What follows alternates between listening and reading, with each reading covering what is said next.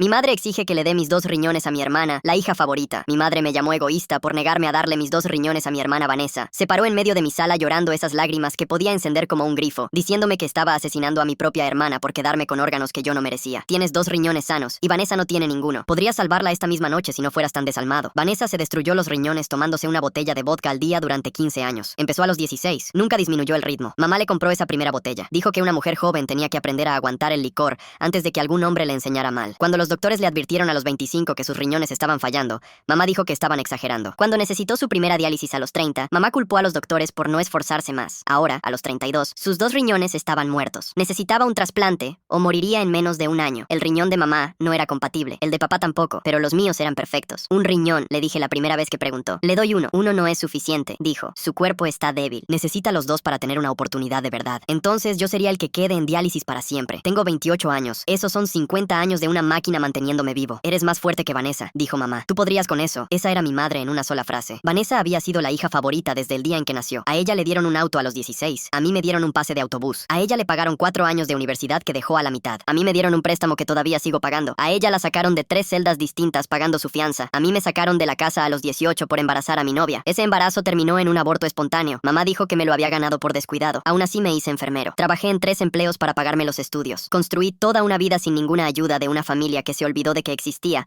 hasta que quisieron algo de mi cuerpo. Durante 10 años, mamá nunca llamó. Vanessa tampoco. Me enteraba de los eventos familiares por Facebook. No me invitaron a la boda de Vanessa, ni al 60 cumpleaños de mamá, ni a la fiesta de jubilación de papá. Pero ahora necesitaban mis órganos, así que de repente volví a ser familia. El acoso empezó al día siguiente de que dije que no. Mamá llamó a mi trabajo y les dijo que estaba teniendo un colapso mental. Llamó a mi casero y le dijo que yo era inestable y peligroso. Llamó a mi novia y le dijo que yo era un asesino que dejaría morir a su propia hermana antes de mover un dedo. Se apareció en mi hospital durante mi turno, parada en el vestíbulo, señalándome. Todos miren al enfermero que no quiere salvar a su propia hermana. Tiene 2 riñones y no quiere compartir ni uno. Seguridad la sacó, pero volvió al día siguiente y al siguiente. Durante 3 semanas me acechó, llamando, mandando mensajes, apareciéndose en todos lados a los que iba. Vanessa se está muriendo por tu culpa. Eres un egoísta. ¿Qué clase de hermano deja morir a su hermana? Lo que ella no sabía era que Vanessa no se estaba muriendo. No de verdad. Estaba en diálisis 3 veces por semana. Incómodo, seguro, pero manejable. Podía vivir así durante décadas. Lo sabía porque yo trabajaba en la unidad de diálisis. Veía pacientes de más de 70 años que llevaban conectados a una máquina 20 años y todavía iban a las fiestas de cumpleaños de sus nietos. Vanessa simplemente no quería la incomodidad. Mamá tampoco. Mamá quería de vuelta a su hija perfecta,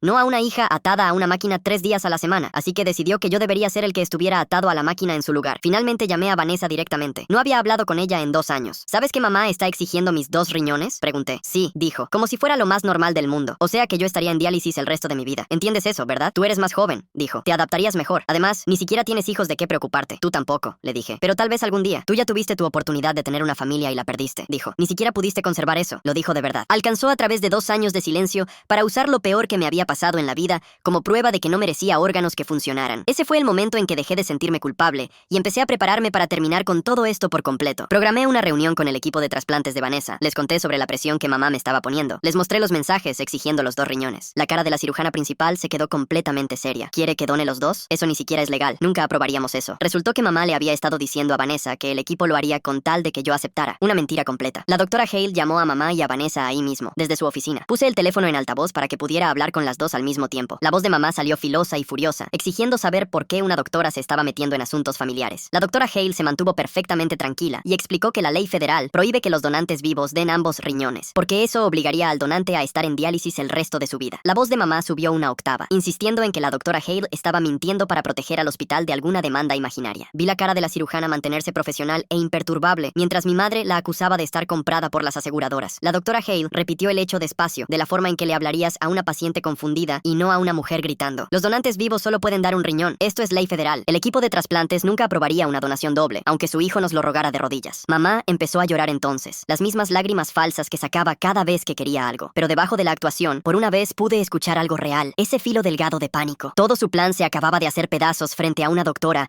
a la que no podía intimidar ni manipular con culpa. La doctora Hale siguió explicando con esa voz paciente que el cuerpo de Vanessa no necesitaba los 2 riñones para sobrevivir, que un riñón sano de un donante vivo funcionaría perfectamente bien, que a mamá le habían dado información completamente falsa sobre cuáles eran los requisitos médicos reales. El llanto de mamá se hizo más fuerte y colgó antes de que la doctora siquiera terminara la frase. La doctora Hale me miró desde el otro lado del escritorio y se disculpó por el comportamiento de mi madre. Dijo que el equipo de trasplantes quería documentar todo lo que había pasado en caso de que mi familia intentara presionarme de nuevo. Iban a poner una marca en mi expediente para que nadie pudiera siquiera mencionarme el tema de la donación a menos que todo el equipo estuviera presente. Sacó unos formularios y empezó a escribir notas mientras yo me quedaba ahí sentado, con esa extraña calma cayéndome encima. Durante 3 semanas, mi madre me había hecho sentir como un monstruo por decir que no. Había convencido a Vanessa de que la estaba matando a propósito. Le había dicho a papá y probablemente a media familia que yo era egoísta y frío. Y ahora una cirujana con 20 años de experiencia acababa de confirmar que lo que mamá quería era literalmente ilegal. No estaba loco, no era despiadado, simplemente me estaba negando a hacer algo que ningún hospital del país permitiría jamás. Manejé a casa con las manos firmes en el volante por primera vez en semanas. La validación profesional se sintió como si alguien me hubiera quitado un peso del pecho que había cargado tanto tiempo que había olvidado que estaba ahí. Nora estaba esperándome en mi departamento con comida tailandesa para llevar extendida sobre la mesa de centro. Se paró cuando entré y le conté todo. La cirujana, la llamada telefónica, la marca en mi expediente. Me abrazó tan fuerte que no pude respirar por un segundo. Y ahí fue cuando empecé a llorar. No un llanto triste, solo esa liberación de toda la tensión que había estado cargando en los hombros durante un mes. Nora no dijo nada, solo se quedó abrazándome mientras yo lloraba en su pelo y le llenaba la camisa de lágrimas. Comimos después de que me calmé, y ella seguía estirando la mano para apretarme la mía, como si necesitara asegurarse de que de verdad estaba bien. Esa noche mi teléfono empezó a explotar como a las 11. Mensaje tras mensaje de mamá, cada uno más enojado que el anterior. Me llamó mentiroso que había puesto a los doctores en su contra. Dijo que había envenenado su opinión sobre Vanessa con historias inventadas. Me acusó de querer que mi hermana muriera para por fin tener la atención de mamá y papá. Amenazó con asegurarse de que todos los que conocíamos supieran qué clase de persona era yo en realidad. Los mensajes seguían llegando, 3 y 4 seguidos, saltando de la rabia a la culpa y de vuelta. Dijo que Vanessa estaba decepcionada del hijo, que me arrepentiría de esto cuando Vanessa muriera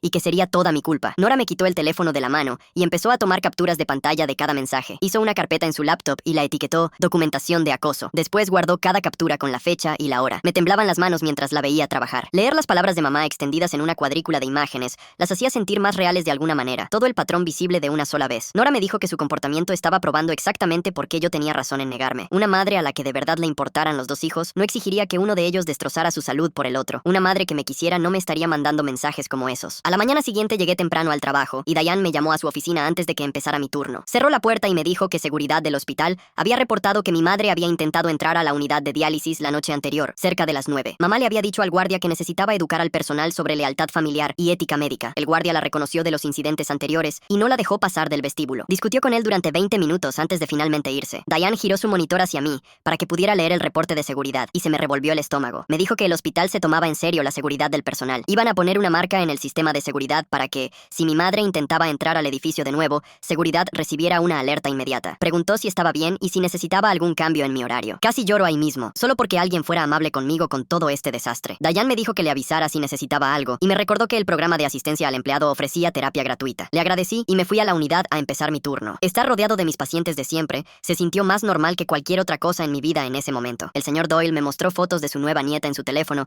mientras su máquina zumbaba a su lado. La señora Álvarez se quejó de la comida de su nuera y anunció que igual iba a organizar el Día de Acción de Gracias. Walter habló del viaje de pesca que estaba planeando para la primavera. Esta gente llevaba 15, 20 años en diálisis. Tenían trabajos y familias y planes y opiniones sobre el clima. La situación de Vanessa no era la sentencia de muerte que mi madre seguía gritando. Ella no quería la incomodidad de 3 tardes a la semana. Durante mi descanso para comer, mi teléfono sonó con un número que no reconocí. Casi no contesto, pero algo me hizo hacerlo. La voz de una mujer preguntó si era yo, y cuando dije que sí, se presentó como Lorna, la hermana de mi mamá. No había hablado con mi tía Lorna en 8 años, no desde antes de que me echaran de la casa. Dijo que se había enterado de la situación de los riñones por mamá y quería escuchar mi versión. Su voz sonaba genuinamente preocupada en vez de acusadora, lo cual me sorprendió lo suficiente como para aceptar hablar. Le conté todo, sentado en mi auto en el estacionamiento del hospital. Empecé con mamá apareciendo hace 3 semanas exigiendo los 2 riñones.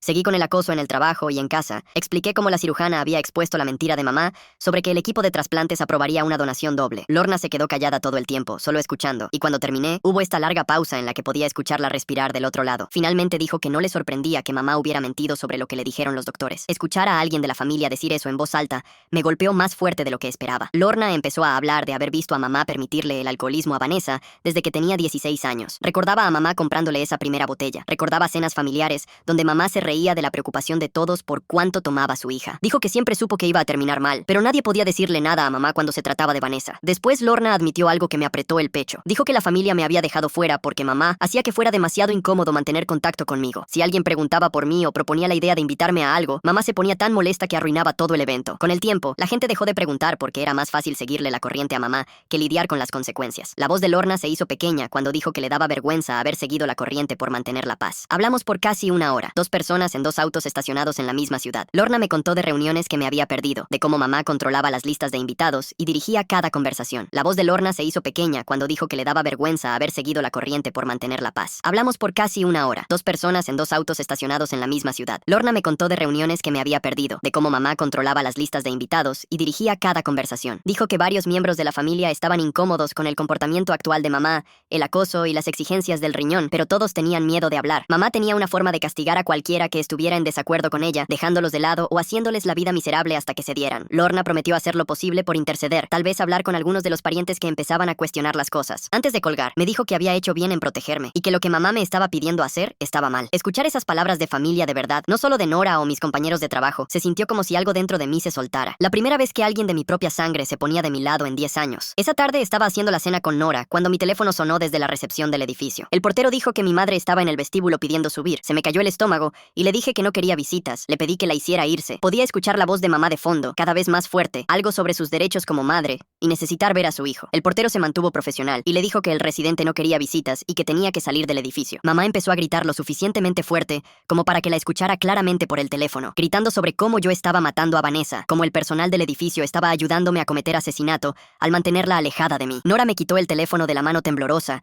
y sugirió que llamáramos a la línea no urgente de la policía para dejar constancia de lo que estaba pasando. Nunca antes había llamado a la policía sobre mi propia madre y se sintió enorme y aterrador. Pero Nora buscó el número y marcó. Le explicamos la situación al operador, dimos la dirección, dijimos que necesitábamos documentar un problema de acoso continuo. Un oficial llegó como 1 hora después cuando mamá ya se había ido. Tenía unos 40 años. Se veía cansado y se sentó en mi sala tomando notas mientras yo le explicaba todo el patrón, el acoso en el trabajo, las llamadas a mi casero y a mi novia, la escena de esa noche en el vestíbulo. Anotó todo en una libreta pequeña, asintiendo de vez en cuando. Cuando terminé, dijo que este tipo de comportamiento a menudo escala y sugirió que pensara en conseguir una orden de restricción si seguía así. Lo hizo sonar tan ordinario, tan directo, como si fuera simplemente algo que le pasaba a la gente y hubiera procedimientos para eso. Después de que se fue, Nora y yo pasamos el resto de la noche en su laptop leyendo sobre órdenes de restricción. Encontramos los formularios de la corte y revisamos los requisitos. Y empezamos una lista de cada incidente que pudiéramos recordar de las últimas 3 semanas. Nora abrió una hoja de cálculo y llenamos fechas, horas, lugares, qué había dicho o hecho mamá cada vez, los incidentes en el hospital, los mensajes, las llamadas a mi trabajo y a mi casero, la escena de esa noche en el vestíbulo. Verlo todo así, fila tras fila de acoso, hizo que algo hiciera clic en mi cabeza. Esto no era un drama familiar complicado, como me había estado diciendo a mí mismo. Esto era un patrón claro de alguien que se negaba a aceptar un no y usaba la intimidación para intentar forzarme a obedecer. La forma directa del oficial de manejarlo me había ayudado a verlo con claridad. No actuó como si yo estuviera exagerando o siendo dramático. Lo trató exactamente como lo que era, acoso que necesitaba documentación e intervención legal. 2 días después, terminé mi turno y fui hacia el estacionamiento del hospital. Mamá estaba parada justo al lado de mi auto. Se veía terrible, el pelo revuelto, la ropa arrugada, ojeras oscuras bajo los ojos, como si no hubiera dormido en días. Me quedé congelado a unos 6 metros, con las llaves en la mano, tratando de decidir si dar la vuelta y buscar a seguridad. Pero me vio y empezó a hablar rápido, este torrente desesperado de palabras sobre que Vanessa era su bebé y no podía perderla. Dijo que sabía que yo estaba enojado por el pasado, pero que Vanessa no merecía sufrir por viejos problemas familiares. Su voz se quebraba y esta vez lloraba lágrimas de verdad, no de las del grifo. Me quedé donde estaba, no me acerqué, y le dije con calma que Vanessa no se estaba muriendo. Estaba en diálisis 3 veces por semana, y podía vivir así décadas. Veo a pacientes hacerlo en cada turno, le dije. La cara de mamá se retorció, y empezó a gritar que yo era despiadado por comparar a su hija con extraños. Gritó que la diálisis era tortura, que estaba condenando a Vanessa a una existencia miserable cuando podía salvarla con una simple decisión. Su voz rebotaba contra las paredes de concreto. Le dije de nuevo que ya había ofrecido un riñón, que ese riñón ayudaría a Vanessa, pero ella lo había rechazado. Lo dije claramente, que ella me quería a mí en diálisis en vez de a mi hermana. Mamá en realidad asintió y dijo que sí, que eso era exactamente lo que haría un hermano de verdad, sacrificarse por completo por su hermana, que nunca había hecho nada para merecer nada de esto. Dijo que Vanessa era la verdadera víctima aquí, que su alcoholismo no era su culpa porque yo no entendía la adicción, y que yo estaba siendo egoísta por poner mi propia salud por encima de la vida de mi hermana. Un guardia de seguridad llamado Reggie apareció por la esquina justo en ese momento. Alguien debió haber reportado los gritos, porque caminó directo hacia nosotros, alerta y concentrado. Reconoció a mamá de inmediato por la alerta del hospital. Dijo su nombre y le dijo que necesitaba salir de la propiedad del hospital ahora mismo. Mamá intentó discutir, dijo que solo estaba hablando con su hijo, pero Reggie la interrumpió. Dijo que estaba invadiendo propiedad privada y que si no se iba de inmediato, llamaría a la policía. Su voz era firme y profesional, no descortés, pero completamente clara en que no iba a negociar. Mamá me miró una vez más con esa expresión de que yo la había traicionado. Después se dio vuelta y caminó hacia la salida del estacionamiento, sus zapatos golpeando fuerte contra el piso. Se alejó unos 3 metros y giró de nuevo, la cara retorcida de rabia. Te vas a arrepentir de esto cuando Vanessa muera y va a ser toda tu culpa, gritó, el sonido resonando en las paredes. puedes. Cuando ella ya no esté, vas a tener que vivir sabiendo que pudiste salvarla y te elegiste a ti en su lugar. Reggie se puso entre nosotros, su cuerpo bloqueando su vista hacia mí. No dijo ni una palabra. Solo se quedó ahí, sólido y tranquilo, hasta que finalmente ella se dio la vuelta y se fue de verdad. Escuché su auto arrancar en algún nivel más abajo, y el motor desvanecerse mientras se alejaba manejando. Reggie me acompañó hasta mi auto y esperó mientras destrababa la puerta y me subía. Debería pensar en cambiar su horario si puede, me dijo por la ventana abierta. Entrar y salir en horarios distintos, usar entradas diferentes, ese tipo de cosas. Sus palabras hicieron clic en mi cabeza. Esto ya no era un drama familiar incómodo. Seguridad del hospital estaba lo suficientemente preocupada por mi seguridad como para decirme que cambiara mi rutina diaria. Le agradecí y trabé mis puertas y me quedé ahí sentado un minuto, dejando que se me asentara. Mi propia madre se había convertido en suficiente amenaza como para que personal de seguridad entrenado pensara que necesitaba tomar precauciones. Manejé a casa en piloto automático, con las manos tensas en el volante. Cuando llegué a mi departamento, Nora ya estaba ahí haciendo la cena. Me vio la cara y preguntó qué había pasado. Le conté de mamá en el estacionamiento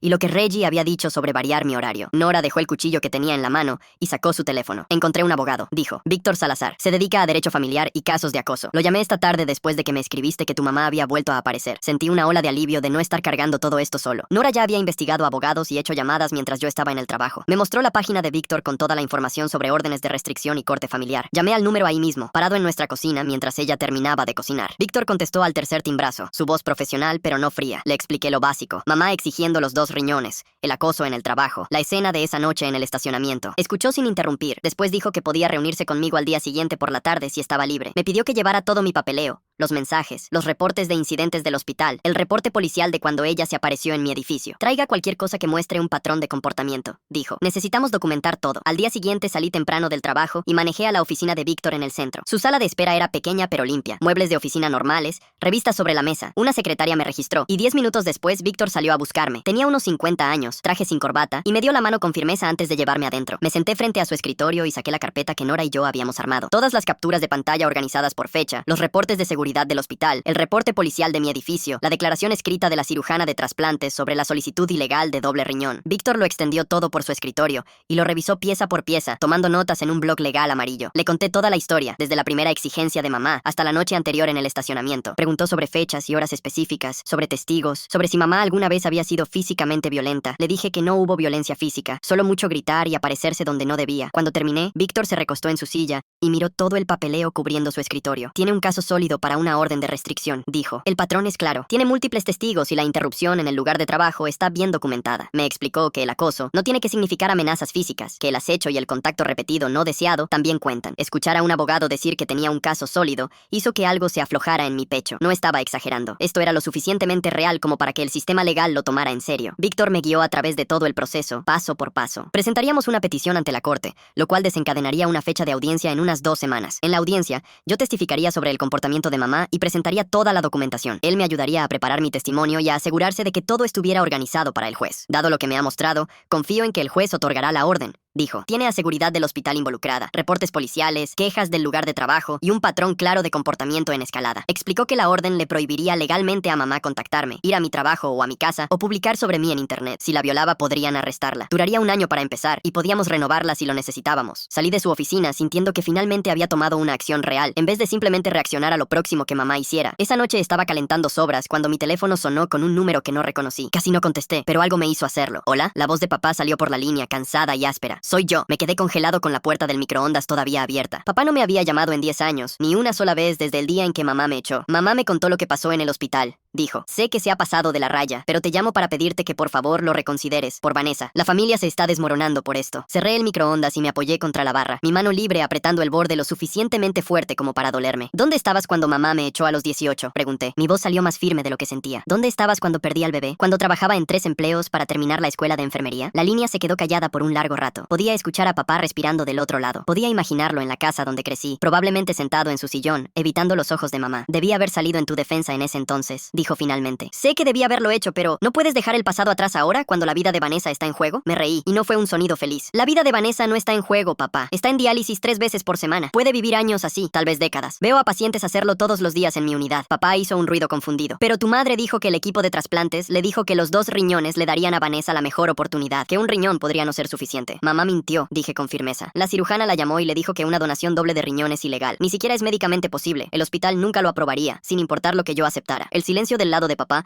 era distinto ahora, más pesado. Ella me dijo que la doctora había dicho eso, dijo despacio. Me mostró papeles y todo. Sentí una mezcla extraña de enojo y lástima. Papá también había sido manipulado. Mamá había controlado exactamente qué información recibía, de la misma forma en que intentaba controlar todo lo demás. Te mintió, papá. Le mintió a Vanessa. Le mintió a toda la familia sobre lo que realmente dijeron los doctores. Papá no dijo nada durante casi un minuto. Lo escuché moverse, tal vez parándose, tal vez caminando de un lado a otro. No pregunté. Al final admito que no entiendo todas realmente dijeron los doctores. Papá no dijo nada durante casi un minuto. Lo escuché moverse, tal vez parándose, tal vez caminando de un lado a otro. No pregunté. Al final admito que no entiendo todas las cosas médicas, así que simplemente confié en que tu madre manejara los detalles. Fue entonces cuando me di cuenta de que mamá había estado jugando con todos. Vanessa pensaba que el equipo había aprobado tomarme los 2 riñones si yo aceptaba. Papá pensaba que los doctores lo recomendaban para la mejor oportunidad de Vanessa. Probablemente toda la familia creía la versión de mamá, en la que yo era el villano egoísta que se negaba a salvar a su hermana moribunda. Nadie había verificado su historia, porque nadie se imaginaba que mentiría sobre algo tan serio. Vanessa no se está muriendo, dije de nuevo. La diálisis es incómoda, pero funciona. Podría vivir una vida completamente normal con ella, y aunque llegue a recibir un trasplante, solo necesita ser de un riñón. Eso es todo lo que cualquiera recibe de un donante vivo. Mamá se inventó la parte de necesitar los 2. Le expliqué cómo funciona realmente todo el proceso de trasplante, cómo un riñón sano de un donante vivo suele ser mejor que 2 de un donante fallecido, porque está más fresco. Le hablé de mis pacientes que llevaban en diálisis desde los años 90, que tenían trabajos y familias y vidas completas. Papá escuchó sin interrumpir, y casi pude escucharlo procesando información que contradecía todo lo que mamá siempre le había dicho. Su voz sonaba más vieja de lo que recordaba, desgastada por años de dejarla tomar cada decisión. Necesito averiguar qué es verdad, dijo. Después colgó sin decir adiós. Me quedé parado en mi cocina sosteniendo el teléfono, sintiéndome extraño. Papá de verdad había escuchado. No había gritado, ni me había acusado, ni intentado hacerme sentir culpable para que cambiara de opinión. Había escuchado la verdad y admitido que necesitaba pensar. No sabía si eso significaba algo a largo plazo. Papá había pasado décadas tomando el camino de menor resistencia, incluso cuando eso significaba abandonar a su propio hijo. Una llamada telefónica no borraba 10 años de silencio, pero tal vez era algo. Dejé el teléfono y terminé de calentar mi cena, tratando de no albergar demasiada esperanza de que mi padre por fin me eligiera a mí. La semana siguiente tomé el elevador al 3er piso del edificio médico, donde el programa de asistencia al empleado del hospital tenía sus oficinas. Diane me había dado el nombre de una terapeuta, Dana Reyes, que trabajaba con personal de salud que lidiaba con estrés familiar. Yo era escéptico sobre la terapia. Pensaba que solo sería alguien diciéndome que perdonara a mi madre y reparara la relación. Pero Diane me prometió que Dana era diferente, que de verdad entendía las situaciones familiares difíciles y no impulsaría la reconciliación. La sala de espera estaba tranquila, sillas suaves, colores calmados en las paredes. Llené el papeleo de admisión que preguntaba sobre mi historia familiar y factores de estrés actuales, marcando casillas que ni de cerca se acercaban a explicar la situación real. Cuando Dana salió a buscarme, era más joven de lo que esperaba, tal vez 40 años, con ropa normal en vez de ropa de oficina rígida. Su apretón de manos fue cálido y sonrió como si de verdad se alegrara de conocerme. Su oficina tenía un sofá y 2 sillas, una ventana que daba al estacionamiento, un librero lleno de textos de psicología mezclados con novelas. Me senté en una de las sillas y ella se sentó frente a mí con una libreta. Diane me contó un poco sobre su situación, dijo, pero prefiero escucharlo de usted. ¿Qué lo trajo aquí? Empecé a hablar y una vez que empecé, no pude parar. Todo salió a borbotones. La exigencia de mamá de los 2 riñones, el sentido de derecho de Vanessa, los 10 años de distanciamiento, la campaña de acoso, la escena de la semana pasada en el estacionamiento. Dana escuchó sin interrumpir, asintiendo a veces, tomando alguna nota ocasional, pero sobre todo solo prestando atención. Cuando terminé, no intentó de inmediato arreglar nada ni darme consejos. Solo dijo una cosa que me hizo sentir que de verdad lo entendía. Suena como si su madre nunca lo hubiera visto como una persona separada, con sus propias necesidades y derechos. Usted siempre ha existido en su mente, ya sea como una extensión de ella o como un recurso para su hermana. Nadie lo había dicho tan claramente antes. Eso era exactamente lo que se sentía. Seguí volviendo a esa frase el resto de la semana, dándole vueltas durante mis turnos y mientras estaba despierto por la noche. Mamá nunca me había visto como algo separado de sus planes. Yo existía ya fuera como una herramienta que usar o un obstáculo que remover cuando no cooperaba. Dana me pidió que pensara en otras veces en que el patrón apareciera, y una vez que empecé a buscarlo, lo vi por todas partes. Cuando tenía 12 años y quería dejar la liga de fútbol juvenil que odiaba, mamá me hizo seguir jugando 3 años más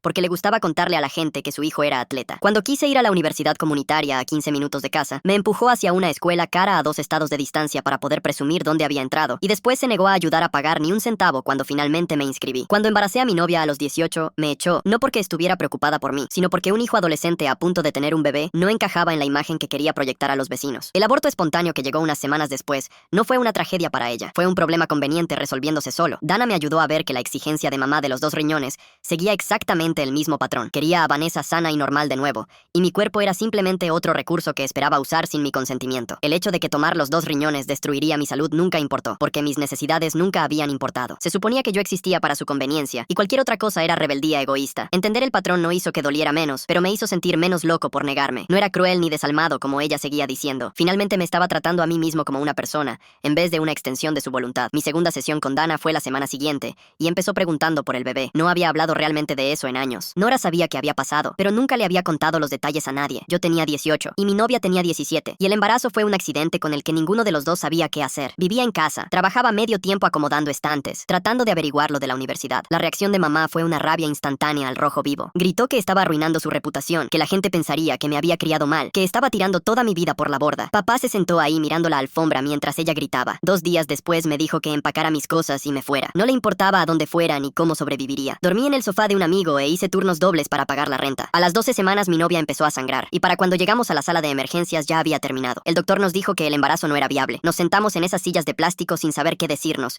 y unas semanas después ella se fue, y no la culpé. Éramos unos niños ahogándonos en algo demasiado grande para nosotros. Cuando finalmente llamé a mamá, 3 días después del aborto espontáneo, pensando que tal vez esto la ablandaría, me dijo que probablemente era lo mejor, ya que claramente yo no era lo suficientemente responsable como para ser padre de todos modos. Dijo que hasta mi propio cuerpo debía haber sabido que no estaba listo, como si fuera algún tipo de veredicto sobre mi carácter. Después colgó y no volvió a hablarme durante 10 años. Contándole todo esto a Dana, me di cuenta de cuánta vergüenza había estado cargando, que nunca fue mía para cargar. Me había culpado por ser descuidado, por no haber tenido más cuidado, por de alguna manera causar la pérdida por el estrés o por hacer algo mal. Pero tenía 18 años y estaba aterrado y abandonado por todos los que debieron haberme ayudado. Nada de eso fue mi culpa. La crueldad de mamá no era algo que me había ganado por ser irresponsable. Había estado cargando una década de culpa que le pertenecía a la gente que me falló, no a mis propias decisiones. Después de empezar la terapia, empecé a dormir toda la noche por primera vez en semanas. La ansiedad constante sentada sobre mi pecho se aflojó lo suficiente como para poder respirar profundo de nuevo. Nora notó el cambio de inmediato. Dijo que se me veía menos alterado, que ya no me sobresaltaba cada vez que mi teléfono vibraba. Estábamos cenando en su casa cuando ella lo mencionó, y la conversación se convirtió en algo más grande. Me dijo que iba en serio con lo nuestro, con construir un futuro real juntos. Había estado pensando en pedirme que me mudara con ella incluso antes de que empezara la situación de los riñones, pero no había querido que pensara que solo lo ofrecía porque yo necesitaba un lugar seguro. Quería que supiera que la disfunción de mi familia no la asustaba. Ya había visto lo peor. Había visto de cerca el acoso de mamá y la crueldad de Vanessa, y todavía estaba ahí, todavía eligiéndome. Hablamos durante horas sobre lo que queríamos. Ella quería matrimonio, eventualmente hijos, una vida que no se pareciera en nada al caos en el que yo había crecido. Yo quería lo mismo, pero había tenido miedo hasta de tener esperanza después de todo lo que pasó cuando tenía 18. Nora me tomó la mano sobre la mesa y me dijo que merecía cosas buenas, que merecía gente que se quedara. Lloré un poco, del tipo bueno, del que viene del alivio en vez del dolor. Por primera vez en meses, algo en mi vida se estaba moviendo en la dirección correcta. La audiencia de la orden de restricción cayó un frío martes de finales de octubre. Me encontré con Víctor afuera del juzgado a las 8:30, las manos temblándome alrededor de la carpeta de documentación que habíamos armado. Me explicó lo que iba a pasar, cómo el juez escucharía a ambas partes, cómo necesitaba mantenerme tranquilo y basarme en los hechos sin importar lo que dijera mamá o su abogado. Cruzamos las pesadas puertas y pasamos por seguridad. Después encontramos la sala correcta en el tercer piso. Mamá ya estaba ahí con su abogado, sentada en una banca del pasillo. Se veía arreglada y comprensiva, un vestido bonito, maquillaje mínimo, el pelo peinado con cuidado. Claramente se había preparado para verse como una madre preocupada en vez de una acosadora. Su abogado era un hombre mayor con un traje caro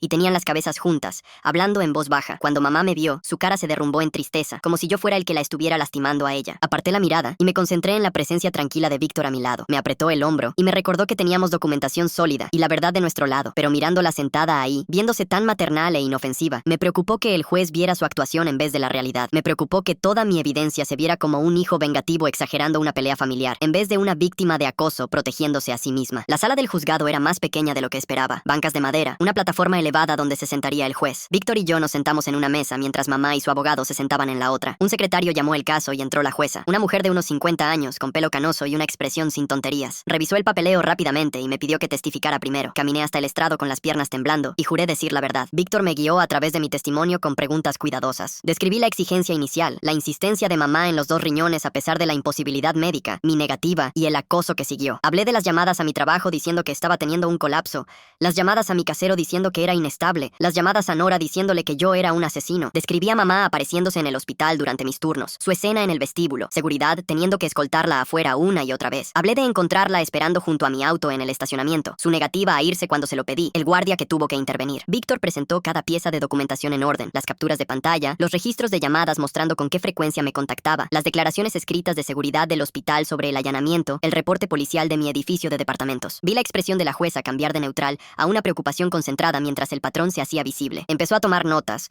haciendo preguntas aclaratorias sobre fechas e incidentes específicos. Cuando Víctor presentó la declaración de la cirujana de trasplantes, explicando que una donación doble de riñón era ilegal y que mamá había mentido sobre la disposición del equipo a realizarla, la cara de la jueza se endureció en algo frío. El abogado de mamá se paró para contrainterrogarme, su voz suave y comprensiva. Sugirió que yo estaba inflando un conflicto familiar normal hasta convertirlo en acoso, que mi madre era simplemente una mujer desesperada tratando de salvar la vida de su hija por cualquier medio disponible. Insinuó que yo estaba siendo vengativo por viejos agravios, usando la crisis actual para castigar a mi madre por desacuerdos pasados. Preguntó si era cierto que había estado distanciado de mi familia durante 10 años, que me había negado a asistir a eventos familiares, que tenía un largo historial de conflicto con mi madre. Respondí con honestidad. Sí, habíamos estado distanciados porque mamá me echó a los 18 y nunca intentó reconciliarse. Sí, no me invitaban a eventos familiares, no que yo me negara a ir. Sí, teníamos conflicto, sobre todo por cómo me trataba en comparación con mi hermana. El abogado intentó hacer que sonara como si yo fuera el problema, el hijo difícil que fabricaba drama familiar. Pero cuando Víctor se paró para el reinterrogatorio, me hizo una pregunta simple. ¿Había ofrecido donar un riñón a mi hermana, la opción legal y médicamente apropiada? Dije que sí, había ofrecido un riñón. Víctor preguntó cuál había sido la respuesta de mi madre. Intentó hacer que sonara como si yo fuera el problema, el hijo difícil que fabricaba drama familiar. Pero cuando Víctor se paró para el reinterrogatorio, me hizo una pregunta simple. ¿Había ofrecido donar un riñón a mi hermana, la opción legal y médicamente apropiada? Dije que sí, había ofrecido un riñón. Víctor preguntó cuál había sido la respuesta de mi madre. Dije que me había dicho que uno no era suficiente, que necesitaba dar los dos y ponerme yo mismo en diálisis. La expresión de la jueza dejó claro que esa respuesta cayó exactamente como Víctor pretendía. Después la jueza se volteó directamente hacia mamá y le preguntó si había exigido mis 2 riñones sabiendo que era ilegal y que me dejaría en diálisis el resto de mi vida. El abogado de mamá empezó a objetar, pero la jueza lo interrumpió y repitió la pregunta, su voz filosa. Mamá se movió en su asiento, su compostura cuidadosa empezando a agrietarse. Dijo que los doctores estaban equivocados, que solo había estado explorando todas las opciones para salvar a su hija, que cualquier madre haría lo mismo. Insistió en que nunca quiso lastimarme, solo quería que Vanessa tuviera la mejor oportunidad posible. Pero su voz vaciló y sus ojos recorrieron la sala nerviosamente, y era obvio que estaba mintiendo. La cara de la jueza se mantuvo dura e impasible. Preguntó si mamá entendía que acosarme en mi lugar de trabajo podría costarme el empleo. Mamá dijo que solo estaba tratando de hacerme entender lo serio de la situación. La jueza preguntó si aparecerse en mi casa después de que le dijeron que se mantuviera alejada le parecía un comportamiento razonable. La cara de mamá se enrojeció y empezó a llorar, pero estas eran lágrimas distintas a las de siempre. Eran lágrimas reales de pánico, mientras se daba cuenta de que su manipulación no estaba funcionando con alguien con autoridad real. La jueza otorgó la orden de restricción por 1 año. Declaró claramente que a mamá se le prohibía contactarme directamente o a través de otra persona, ir a mi trabajo o a mi casa, publicar sobre mí en redes sociales o hacer cualquier declaración pública sobre mí. Cualquier violación resultaría en arresto inmediato y posible tiempo en la cárcel. La cara de mamá se derrumbó por completo y empezó a llorar más fuerte, buscando el brazo de su abogado como si necesitara algo de qué sostenerse. Su abogado intentó argumentar por una duración más corta o términos menos restrictivos, pero la jueza no se conmovió. Dijo que el patrón documentado de acoso era serio y persistente, que yo tenía derecho a sentirme seguro en el trabajo y en casa, y que el comportamiento de mamá había cruzado líneas legales claras, sin importar sus motivos declarados. El mazo cayó con un golpe seco, y se terminó. Tenía protección legal. Mi madre ya no podía contactarme sin enfrentar consecuencias criminales. Al salir del juzgado, sentí alivio y tristeza mezclándose en mi pecho, hasta el punto de no saber cuál era más fuerte. Víctor estaba satisfecho. Dijo que era exactamente lo que habíamos esperado. Nora esperaba afuera, y me abrazó fuerte, diciéndome que lo había hecho muy bien, que ya se había terminado. Pero parado ahí en las escaleras con el papeleo en las manos, todo en lo que podía pensar era en que acababa de conseguir una orden judicial contra mi propia madre. Me había protegido legalmente, y sabía que era necesario, pero eso no lo hacía sentirse bien. Se sentía pesado y triste, como si algo permanente se hubiera roto y no pudiera volver a repararse. Mi madre nunca cambiaría, nunca se disculparía ni me vería como una persona en vez de un recurso. La orden de restricción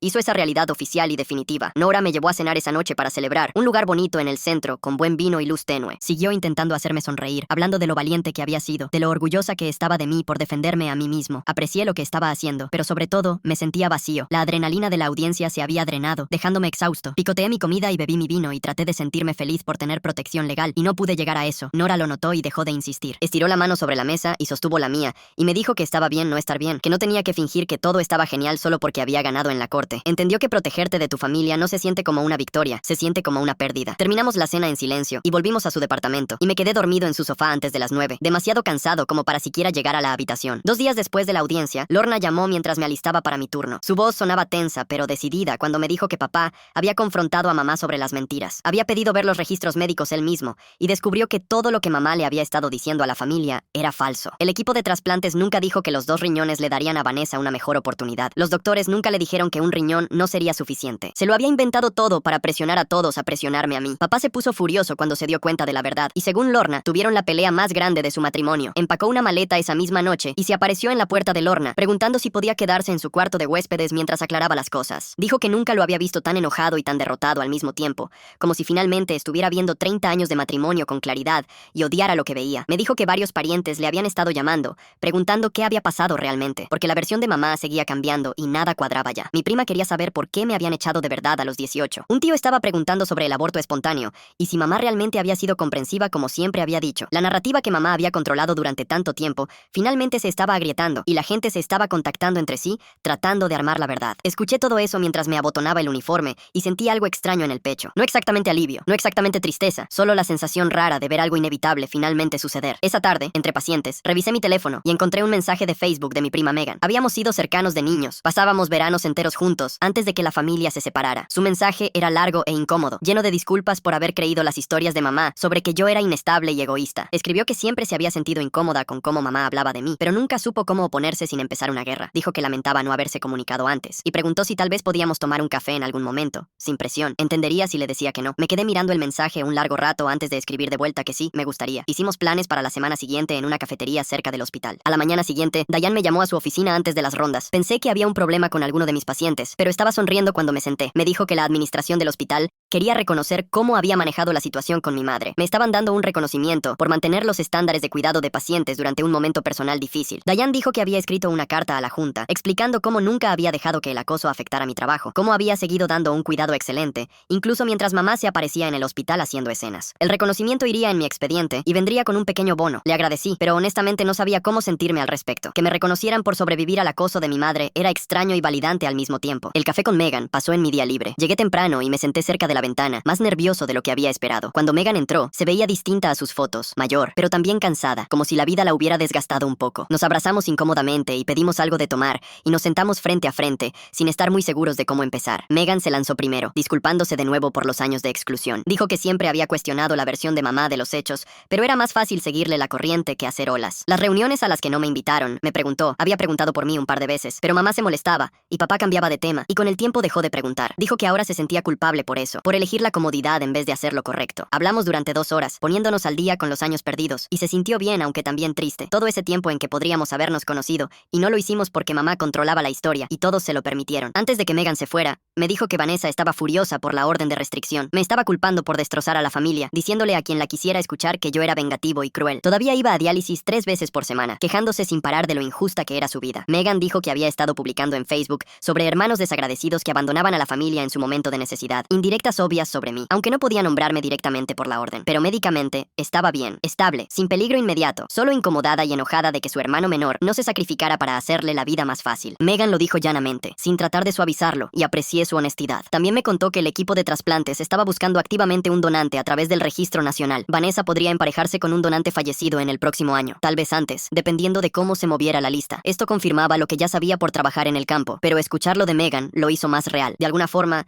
Vanessa probablemente recibiría su riñón eventualmente, solo que no de mí, no a costa de mi propia salud y futuro. Esa semana en terapia, Dana y yo trabajamos en los sentimientos complicados que venían con protegerme mientras veía las relaciones familiares desmoronarse. Le conté sobre papá quedándose con Lorna, sobre el acercamiento de Megan, sobre la extraña mezcla de alivio y culpa que sentía con todo esto. Dana me ayudó a entender que no era responsable de arreglar una disfunción que yo no había creado, que las mentiras de mamá habían estado destruyendo a la familia mucho antes de que yo pusiera un solo límite. Sanar no requiere reconciliación con las personas que te lastimaron, dijo. A veces sanar significa aceptar que algunas relaciones están demasiado dañadas como para repararse, y está bien, puedes seguir adelante de todos modos. Puedes construir una vida sin necesitar su aprobación ni su perdón. Me preguntó si me sentía culpable por la orden de restricción, y admití que sí, a veces. Dana asintió y dijo que eso era normal, pero me recordó que la culpa no significa que haya tomado la decisión equivocada, solo significa que soy humano, y que la familia es complicada, incluso cuando no es sana. 3 semanas después de la audiencia, Víctor llamó para decirme que papá se había comunicado, preguntando si estaría dispuesto a reunirse con él a solas, solo los dos, sin mamá, sin Vanessa. Víctor dijo que no tenía que aceptar nada, pero que si quería reunirme, me aconsejaba hacerlo en algún lugar público, y me recordó que podía irme en cualquier momento si me sentía incómodo. Lo pensé un día antes de decirle a Víctor que sí, me reuniría con papá. Lo arreglamos para el sábado siguiente en una cafetería en el centro, terreno neutral donde ninguno de los dos tenía historia. El sábado por la mañana llegué 15 minutos antes, y me senté en una mesa de esquina donde podía ver la puerta. Tenía el estómago apretado y las manos frías a pesar de la taza caliente que sostenía. Papá entró exactamente a tiempo, viéndose más viejo de lo que recordaba. Su pelo estaba más canoso, su cara más marcada, sus hombros caídos como si estuviera cargando un peso que no podía soltar. Me vio y caminó despacio hacia mí, sentándose frente a mí sin intentar abrazarme ni siquiera darme la mano. Nos miramos por un largo momento antes de que empezara a hablar. Se disculpó por no protegerme cuando era joven. Dijo que había elegido la paz por encima de defender lo correcto, y que ahora se avergonzaba de eso. Admitió que había creído las mentiras de mamá sobre la situación del riñón,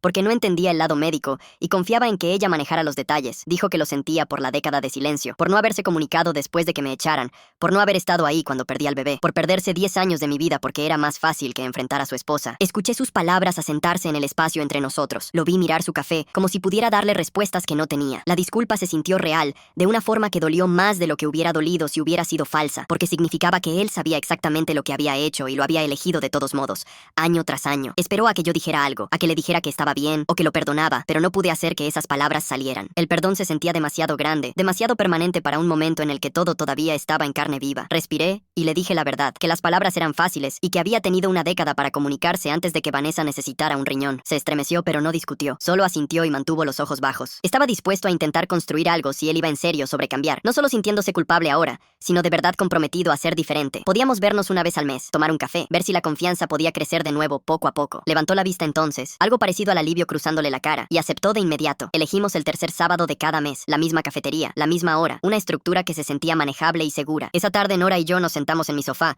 viendo listados de departamentos en su laptop, el brillo de la pantalla iluminándole la cara mientras pasaba fotos de habitaciones vacías. Habíamos estado hablando de mudarnos juntos desde hacía unas semanas, probando la idea con cuidado, pero esa noche se sintió real y posible en vez de aterradora. Esa tarde Nora y yo nos sentamos en mi sofá, viendo listados de departamentos en su laptop, el brillo de la pantalla iluminándole la cara mientras pasaba fotos de habitaciones vacías. Habíamos estado hablando de mudarnos juntos desde hacía unas semanas, probando la idea con cuidado, pero esa noche se sintió real y posible en vez de aterradora. Me mostró un departamento de 2 habitaciones con ventanas grandes, y yo me recosté contra su hombro, sintiendo su calidez sólida, pensando en lo diferente que era esto de mi familia. Con Nora podía elegir, podía construir algo nuevo en vez de intentar arreglar algo que había estado roto desde el principio. Preguntó si quería el lugar con las ventanas y le dije, sí, vamos a verlo este fin de semana. La idea de un hogar que fuera nuestro, no mío ni de ella, sino nuestro juntos, se sentía importante de una forma que no podía poner en palabras del todo. Era elegir la familia que quería, en vez de quedarme atascado con la que me tocó al nacer. En mi siguiente sesión, 3 días después, le conté a Dana sobre la disculpa de papá y nuestro plan mensual de café. Escuchó con esa atención concentrada que siempre daba. Después señaló cuánto había cambiado en solo 2 meses desde el día en que llamé por primera vez al equipo de trasplantes. Había puesto límites con mamá, conseguido protección legal, empezado a reconstruir con papá y otros parientes, y ahora estaba planeando un futuro con alguien que de verdad me apoyaba. Dana dijo que había pasado de ser alguien en pánico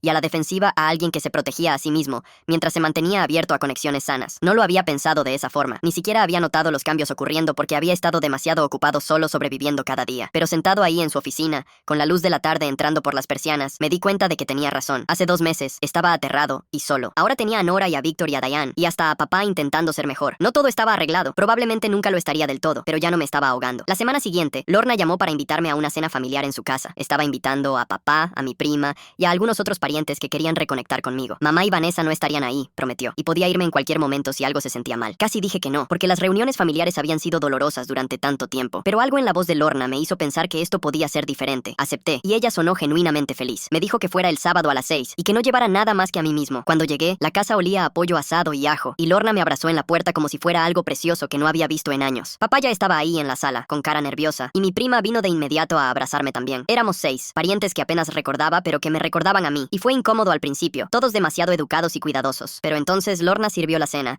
y la gente empezó a hablar, y poco a poco la rigidez se fue disolviendo en algo casi normal. Durante la comida, mi tía contó una historia de una Navidad cuando yo tenía 12 años, y mamá me hizo sentarme en la mesa de los niños mientras Vanessa se sentaba con los adultos, aunque solo nos llevábamos 4 años. Dijo que recordaba sentirse incómoda por eso, pero se quedó callada porque confrontar a mamá siempre significaba una pelea enorme. Mi prima admitió que una vez vio a mamá darle a Vanessa un fajo de billetes para la escuela, mientras me decía a mí que resolviera mi propia situación, y se había sentido mal, pero no supo qué decir. Uno por uno, la gente compartió momentos en los que habían visto a mamá tratarme injustamente, momentos en los que sabían que estaba mal y eligieron la paz en vez de hablar. Cada historia caía pesadamente en mi pecho, prueba de que no lo había imaginado, de que no había sido demasiado sensible como mamá siempre decía. Otras personas lo habían visto también, habían visto la injusticia y la crueldad, y eligieron mirar hacia otro lado, porque era más fácil. Parte de mí quería enojarme con ellos por su silencio, por todos los años en que pudieron haber dicho algo, y no lo hicieron. Pero sobre todo solo sentí tristeza por el niño que fui, esforzándome tanto por ser lo suficientemente bueno mientras todos miraban y no decían nada. Les agradecí su honestidad ahora, aunque llegó demasiado tarde como para cambiar algo. Cerca del final de la cena, mi prima mencionó, casi de pasada,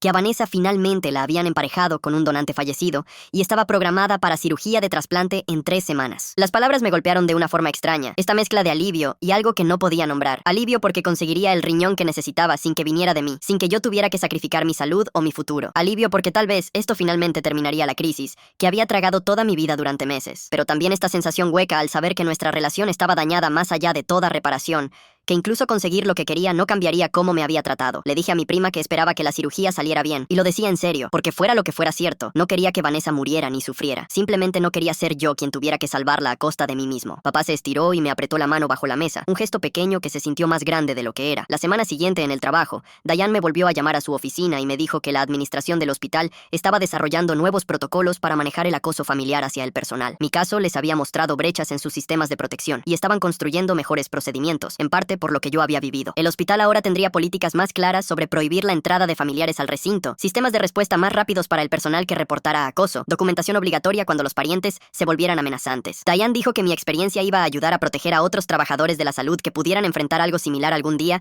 y que eso importaba. Me quedé ahí sentado asimilándolo, pensando en cómo algo bueno podría salir de todo lo horrible con mamá. Tal vez otra enfermera no tendría que lidiar con un padre acosándola en el trabajo. Tal vez seguridad respondería más rápido. O tal vez alguien recibiría ayuda antes de que las cosas se pusieran tan mal como se pusieron para mí. No arreglaba lo que había pasado, pero le daba algún tipo de sentido a todo el desastre. 3 semanas después, Lorna llamó para decirme que la cirugía de trasplante de Vanessa se había hecho esa mañana y había salido bien. El riñón nuevo estaba funcionando correctamente, filtrando su sangre como debía, y el doctor dijo que estaría completamente fuera de diálisis en unos meses, una vez que terminara de recuperarse. Necesitaría medicamentos antirrechazo por el resto de su vida, pero eso era manejable, normal para pacientes de trasplante. Sentí una ola de alivio al escuchar que la cirugía había sido exitosa, porque a pesar de todo, en realidad no quería que mi hermana muriera, quería que viviera y estuviera sana, solo que no a costa de mi propia salud. Lorna dijo que Vanessa ya se estaba quejando de la comida del hospital y de la cama incómoda, lo cual sonaba exactamente como ella. No sugirió que fuera a visitarla y yo no me ofrecí, ambos entendiendo que algunas relaciones están demasiado rotas como para arreglarse, incluso cuando la crisis médica finalmente se resuelve. Papá me llamó esa tarde para decirme que había visitado a Vanessa en el hospital,